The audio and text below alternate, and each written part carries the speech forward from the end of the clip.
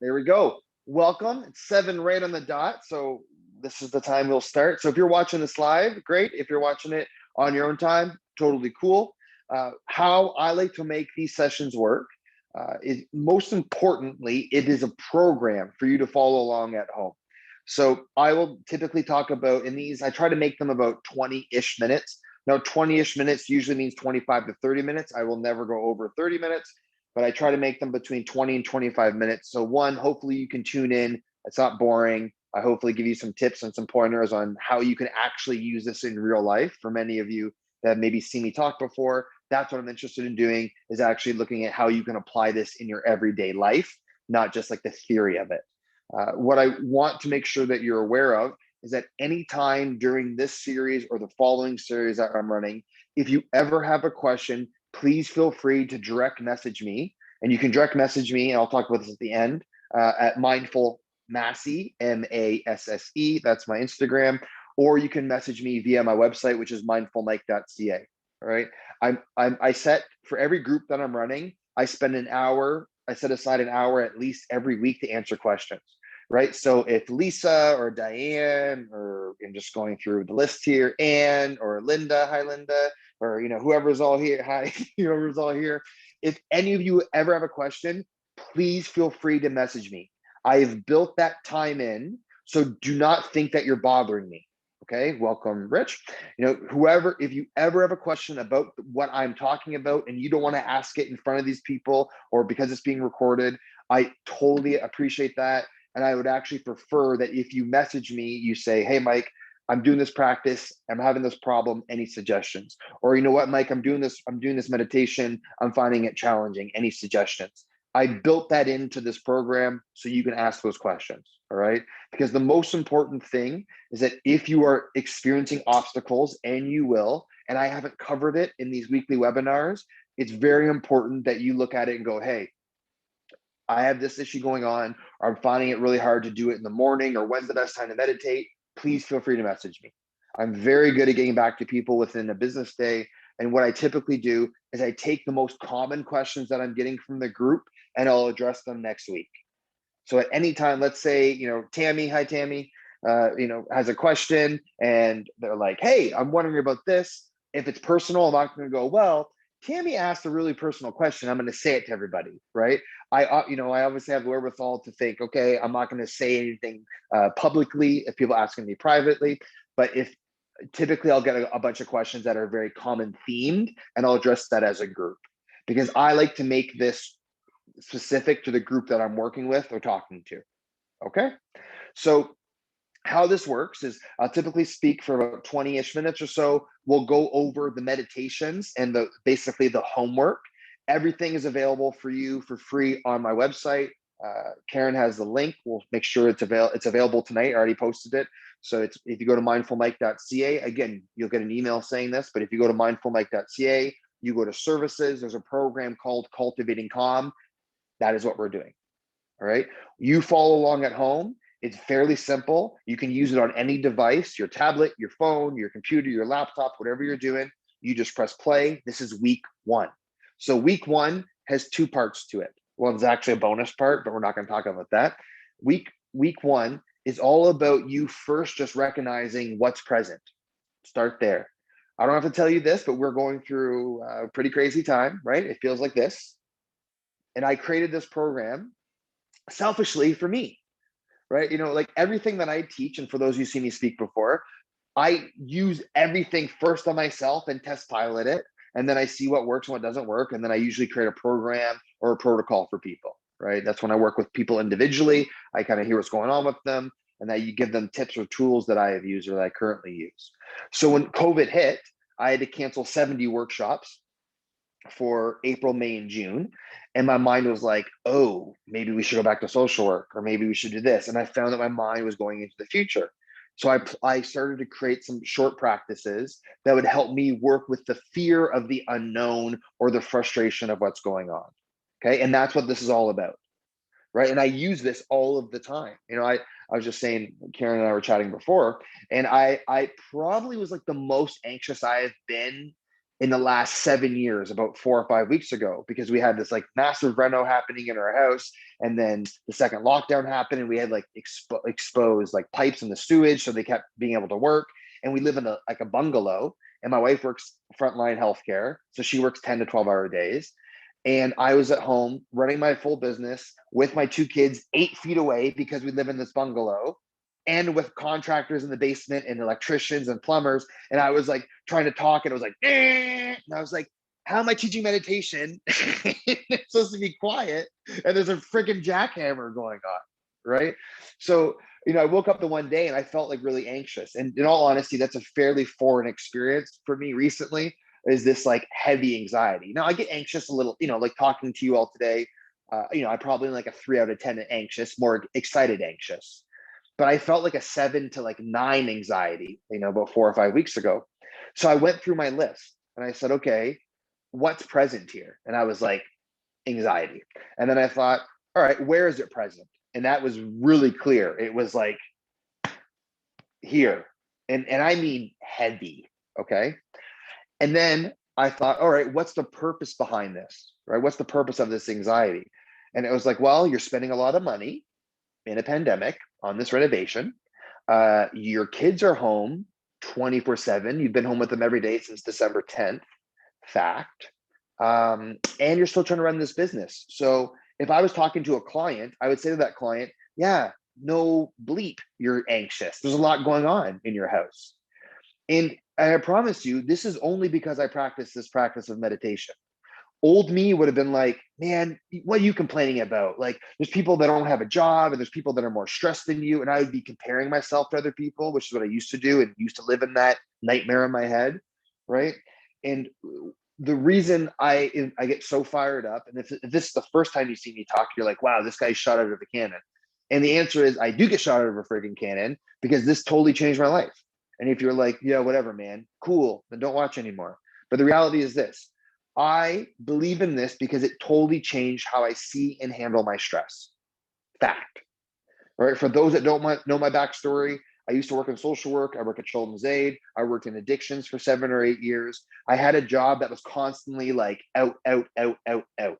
And I mean like what I call Care Bear syndrome, energy out all the time. Right? So I'd be supporting people. I'd be in my mind thinking, did I give them a good advice? Did I help them? I would go at home, be working overtime in my mind. And then my mind just never stopped. Right? So I developed very unhealthy coping mechanisms to deal with my stress. And it took a lot of work for me to realize, well, we got some stuff to deal with, buddy. And that through the practice of mindfulness, I just developed healthier tools. So it's not that I am like some Zen monk and that I don't get stressed and I don't get worried. Like, I think most people who take my workshops or work with me say that I'm incredibly down to earth and practical. And I believe that's like my power, is like being practical with you all and helping you develop your own tool set. Because whatever works for like Tammy might not work for Linda, which might not work for Rich, or might not work for John or Sarah or May. Okay. Whatever you're experiencing, you can use the practice for your own individual needs. This isn't like we're going to compare notes and say, well, Linda did 45 minutes of practice, Tammy. Like, what did you do? It's like whatever Tammy does is Tammy's job. Done. Okay. What I want, and my intent is from my heart, is whatever you're working with it. So let's say you're like 7 out of 10 stressed. If we can get that to a 5, or learn how you can get that to a 5 or to a 4, cool. If you're at a 9, can we get that to a 7? Cool. If you're at like a 2 out of 10 stress, how can we be preventative with our stress? Right? What I teach for a living, there's a reason the program that I taught for 3 or 4 years is taught at 700 hospitals, because it's based in the study of changing your brain. And this is what this is. So if this is your first time trying to meditate, or if your 100th time and you've heard me talk a zillion times, you're like, what else are you going to teach me? Because I've heard you blab on before. It's all about repetition. Okay, so you're probably going to suck at it, and that's cool. Right? If you think that this is going to be easy for 4 weeks, sorry, it's not. Right? The reason I have a job is because this is hard. Okay. The reason I have a job is that meditation is challenging. If meditation was easy, everybody would meditate and everybody would see things equally or without judgment. but that's not how we're wired. Okay. And I still get anxious. I still get nervous. I don't get as anxious or as nervous as I used to. And when I do get really intense anxiety, like I did 5 weeks ago or 6 weeks ago, I applied my practice to it. Okay. But the beautiful part of the practice of mindfulness is you actually can apply it to the bright lights of your life. So I have two young boys. My sons are almost, one just turned 7 and one's turning 10 soon-ish. And I find that my ability to be more present with them is so much stronger than my past experience of being present with anybody. Because most time, let's say, I'm sorry to pick on you, Tammy, but you're in my screen, so it's like cool. I know you look like you're chill, so that's why I went with it. Okay, so like, let's say Tammy and I are chatting. Old me would like be talking with Tammy, but my mind would be like at work the next day. Or Tammy and I'd be hanging out on a Sunday, just chilling and like shooting the breeze, and my mind would be going to like what might happen on Monday at work, or what I should have. Or Tammy and I would leave from Tammy and think, oh my God, why would you say that to Tammy? That was so stupid. And I'd be so stuck in that. So I found that most of my time wasn't present. Right. And I'm not saying I don't put my foot in my mouth. Like I have very little filter. So I still do that. But I find that I'm not as hard on myself. I'm not as judgmental, which then my wife really likes. Like my wife and I have been together. I just turned 39. And my wife and I have been together since we're 16. And I ask her all the time, what mic do you like better, like this one or old mic? And she goes, oh, like this one for sure. Because this one isn't like as like hard on himself. And this one isn't as like caught up in his thoughts. So that's just from my experience. And that's my hope. And that's like my intent, honestly, with all of you who's paying attention now and taking the time out of your night to like tune in, which really means a lot to me, right? Is that, because I get paid regardless if there's 1 or 100,000 people here. But to me, like having people show up and like listen and hopefully follow the practice is like literally my life's work. So if you ever have a question about the practice, message me. And I mean that. Okay. I take time out of my day to answer those questions, because when I started this practice, I didn't have a mentor, I didn't have a teacher, and I kept screwing the practice up for 3 years. Right? Like I would start it and I'd be like, you suck at this. Like you can't be present. Your mind's not calm. You can't do this. And so I just found that I just kept like beating myself up. Whereas like if Tammy is struggling with Tammy's practice, Tammy can message me and say, hey, Mike, I'm trying this practice out. I'm finding it really hard.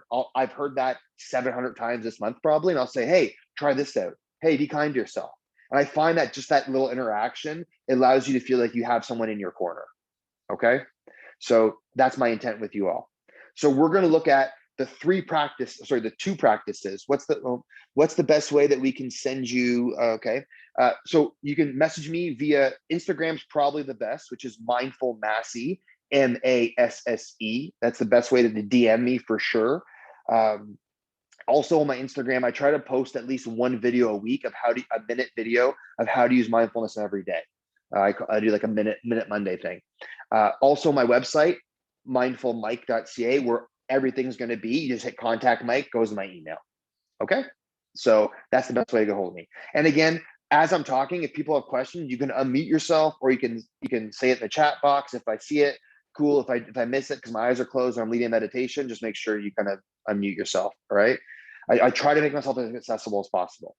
So I want to talk about the two main meditations that we're looking at. And if we're talking about mindfulness and you're like, what is mindfulness anyways, Mindful Mike? Well, mindfulness is your ability to pay attention to what is happening now without judging it. And you're like, that's it? Well, try it, because you probably suck at not judging yourself, okay? Again, why I have a job.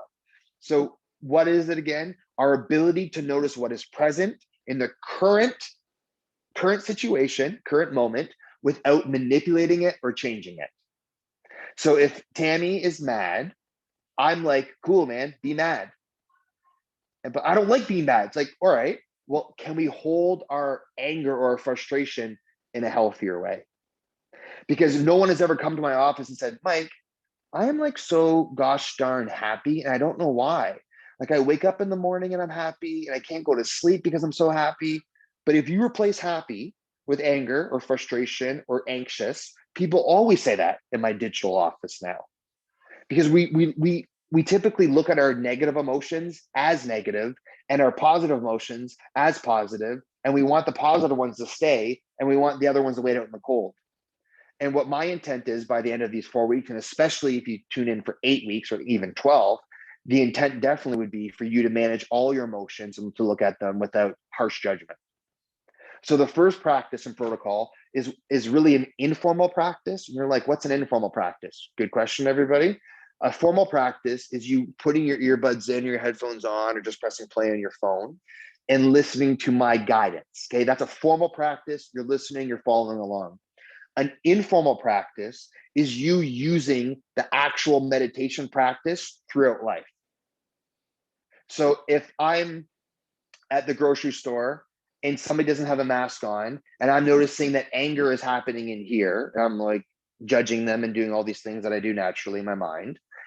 Informally, me using my meditation practice is identifying that I'm angry and where the anger is present. That's informally using it. When I am nervous about going on to a workshop or a talk and I notice my nerves and then I work through my nerves, that's informally using it in real life. That's why I hope you buy into mindfulness. I don't want you to sell mindfulness just because you're like, well, I'm going to meditate 10 minutes a day and I'm going to be happy for those 10 minutes. I'm going to meditate 10 minutes at night and that's going to be it. Then don't do it. The reason to buy in on mindfulness is so you can functionally use it in real life. You train this thing that you use every day, you train it to be a better place to be, then you can experience that when you're at work. When you have an aging parent or frustrating human that you live with, use the practice of mindfulness informally. Okay, someone who has a regular practice of mindfulness are able to respond to all of the stressors in their life versus react to them, right? Most people that you know react, most people. And again, why I got a job, okay? So I wanna look at today, what is the practice of what I created, what is present? And I created this practice solely for the purpose when I was training 2 years ago, I was training a group of 23 surgeons, which is always interesting. Like I work with 14 hospitals. It's always like an interesting job for me. But when I work with surgeons particularly, I find them like the most interesting ducks to work with. Okay. And they always ask me so much database questions. So like 3 or 4 days before I was prepping my workshop and I never use PowerPoint because it just doesn't feel organic to me. So I just kind of talk about what I think I need to talk about and what the crowd maybe needs or what I perceive they need. So I'm getting ready for my data and thinking, okay, they're probably going to ask a lot of data questions. And then all of a sudden I noticed like this. And it was like anxiety was there and it was like knocking on the friggin' door, right? Like and loud. And I thought, well, this is kind of weird that I'm anxious. Well, this is not, I do like 300 talks a year. This is like the most anxious I've been in a long time for a talk. So I asked myself, okay, what's present? And in the neon light, it was like anxiety. And I was like, okay, well, that was easy. So then I thought, where is it present? And I was like, well, this is even easier. It's in my chest and it feels like there's like butterflies slash an elephant wanting to jump on me. And then I said, well, what is the purpose of this anxiety? Because all emotions have a purpose behind them. That's why we have them. And the purpose was very clear. The purpose was to make sure I was prepared and I didn't look like an idiot in front of these doctors for 6 hours. That's why I was there. Because if I just went in like, yeah, whatever, like what, meditate, it's good for you. And they asked, well, Mike, when's the latest study showing this? I'm like, I don't know, figure it out. Then it'd be a long 6 hours being like, I don't know, guys. Like, I don't want that. It's also bad for my brand if I just go in there looking like an idiot, right? So it's like often when I go into places, people freak out that I don't have PowerPoint. They freak out. They're like, what are you gonna talk about? I'm like, it's in here. Talking's not an issue with me. The information's in here. But I'd rather work with each people. But going in there, often there's a judgment like, oh, this guy's not prepared. Like he doesn't have a PowerPoint. So like I bring that old data into current situations when I go in. My brain's just trying to protect me. So if I say what's present, where is it present? What's the purpose behind it? Usually the purpose is to protect us or to prepare us for something that we're going into. Think of yourself in high school, right? Like, my ego was pretty strong in high school. It's still pretty strong, but in high school, it was like massive ego. Like my wife would say, like, I can, she would say, like, how can you even get through the door? Because she's like, you're your number one fan, which is still probably the case. So, I'd be in high school and I would see like a group of people talking and laughing. And I'd be like, they're definitely talking about me. like 100%. Like, what else would they have to talk about, right? And I would just assume it was me. That's ego. But my mind would do that, and my mind wouldn't go like, oh, they're talking like how funny you are, and like, maybe that the touchdown you scored on the weekend. They're probably like talking about your out, like your baby blue FUBU outfit.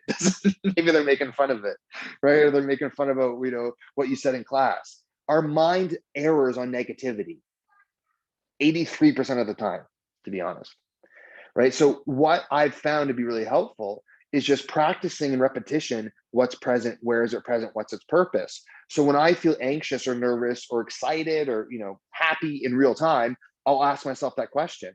But if I've done it through repetitions over and over and over again and built this system of a practice, it's much easier to recall, right? So let's practice this one. So if you're okay with this, allow your eyes to close. So we're just going to do a formal practice of what's present, and it's really quick. It's like less than 3 minutes.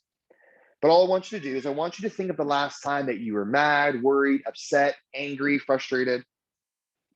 Just bring it forward. Okay, so you bring it forward, you let it be here.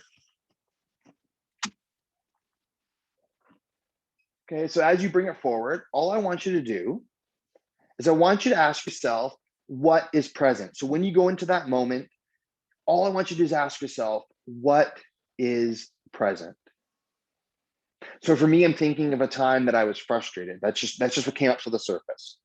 So for you, maybe you were annoyed or you were bored or you were anxious or whatever it was. So put yourself into that situation where you were and imagine how your body was feeling when it happened and ask yourself, okay, what's present here? And then I want you to ask yourself, where is it present? So chest, stomach, throat, neck. Maybe you're just like totally cerebral and you're like, it's actually in my mind. I feel the strongest in my mind. Whatever your experience is, that's your experience. We're not judging it. We're allowing it to be there. Okay, then what I want you to do is I want you to ask yourself, what is the purpose behind this? So is it trying to warn you about something? Is it trying to prepare you for something? Is it trying to protect you, like more self-preservation? Maybe if it's guilt or shame, often that emotion is here to help us learn from an experience or learn from an event. So again, go back to the very start, what's present? Maybe you're like, Mike, I don't know what's present. So you can just say to yourself, well, I'm experiencing this tightness in my chest. That counts. And then maybe you're like, well, all right, I don't really know the purpose of it.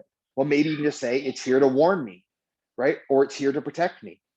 Or maybe it's here just to bring this forward. And also, if you don't know what the reason is, go back to the start. What's present? And where is it present? Okay, so again, just allowing your eyes to open. Beautiful. This is the key. If this is your first time doing that, that might be really challenging for you because this is like learning a new language. So if this is the first time you did that and you felt this like energy here and you're like, I don't even know what that is. Like it feels like anger, but it's kind of like sadness. If you just identify like I'm feeling this in my chest, that's a start. Because for most adult humans, we've never identified where we experience emotions. I was working with this like fighter pilot dude, right? Like really cool dude. And I was like, man, where do you feel angry? And he was like, what do you mean, where do I feel it? I'm like, close your eyes. Think about when you're angry. He's like, my chest? And I'm like, is that a question or a statement? And he was like, I think it's my chest. And I'm like, how old are you? And he's like, 44. I said, who has anyone ever asked you that? And he goes, no, I've never ever identified where I'm angry. If you find this challenging, which you might, it's okay. If I ask you to speak fluent French and you don't speak any French, it's like, what am I doing here? You have to get used to speaking the language of mindfulness, right? So this practice is all about you being able to notice your emotions. And that's where it starts. So if you don't know what they are, go where they are. So here, right here, maybe go into that space and just see where it is. The next practice, which is an actual formal practice, is learning how to work or soften our emotions. Quite often, let me grab my iPod case. We hold emotions like this, like the negative ones, like as tight as possible, right? And we walk around like this. And I could hold my case for like over my head for the whole time if you want. Doesn't make a lot of sense, but that's what we do with emotions. What I want to look at is if you're holding an emotion like this, can we soften our grip by like 20%? right? And as you learn to soften your grip, it doesn't mean you don't get angry. The energy is still here. But what it does mean is you can work with those emotions in a healthier way for you. So let's do this brief practice, please. So what I'd like you to do is close your eyes. And again, I want you to bring forward the last time that you were anxious or nervous or worried about something, or whatever's there, anger, whatever comes forward. It could be from like today, or it could be from like 20 years ago. Whatever comes to the surface, we're just going to let it be here. All right, so as it comes to the surface, all I want you to do is I want you to take a deep breath in through your nose, breathing in, and then a long, deep breath out your mouth. Now, I want you to set your intent that we're not trying to get rid of it. We're going to look at how we're holding this emotion and see if we can soften it. So breathing in through your nose, and as you breathe in through your nose, say to yourself, experiencing or noticing this emotion. And as you breathe out, I want you to say, acknowledging this anger or this frustration. Breathing in through your nose, noticing this emotion, noticing this frustration, noticing this anger, noticing this judgment. And then as you breathe out, acknowledging that it's here. Again, we're not trying to get rid of it. Breathing in, and as you breathe in, noticing this emotion or noticing this frustration or noticing this anger. And then as you breathe out, acknowledging that it's here. Acknowledging that it's here. Breathing in, and as you breathe in, acknowledging, or again, noticing. And then as you breathe out, again, we're just acknowledging it. So I like personally on the in breath, I say holding or experiencing this frustration. And then as I breathe out, I'm acknowledging this frustration or this anger or this sadness. So now what I want you to do is I want you to do it one more time without any judgment or trying to get rid of it. Just breathing in, noticing it's here, breathing out, acknowledging that it's here. Breathing in, noticing that it's here, breathing out, and acknowledging it. Okay, eyes open. So right now, if that's your first time doing it for those 4 or 5 minutes, it doesn't have a lot of value in it, right? But the more you do reps, the more reps you do of this, the stronger it gets, right? So let's say, Tammy practices it 70 times over the next month. Well, when month 3 happens or 2, and Tammy's practiced 70, 140 times, it has so much value in it. So when Tammy needs to use it in real life, Tammy can use it, right? This is when the practice becomes value. The more reps you do in here, the easier is it to use. Don't message me. Do not message me and say, Mike, I was so stressed out like Thursday night and it didn't work. If that's your first time ever using it, of course it's not going to work, right? I would never, I used to be a lifeguard back in the day. I would never teach a child the butterfly stroke in the ocean and be like, well, just figure it out. Like, just go. I would go with, they're going to go to their most comfortable stroke when they're in stress. That's what we're creating here. We're creating a multitude of different ways of dealing when you're in deep water, but we have to start when the water is calm or safe. Okay. That's what my biggest pointer for week 1 would be, is just show up and press play. If you do it and you're like, I suck at this, cool, keep doing it. Right? The key is nothing will change. Scientifically, if you look at 8 weeks and 8 weeks pass and you don't do anything, nothing will change. If you apply to practice and you do it, your brain starts to change, and roughly they find between 6 and 8 weeks start seeing changes in the brain. You'll roughly see a change in about 3 or 4 weeks if you practice daily. Okay? So again, we'll send out the link. But if you go to mindfulmike.ca, services is under Cultivating Calm. This is week 1 or part 1. So it's 2 practices we talked about today. There's a bonus practice that is the sleep meditation. If you're someone who has a hard time sleeping because your mind's like, you can do that for fun. That's more of a bonus practice. All right. But the core practices are what's present and working with emotions or noting emotions. Okay, people? Rad. All right. Thank you. Thumbs up to all of you. Okay.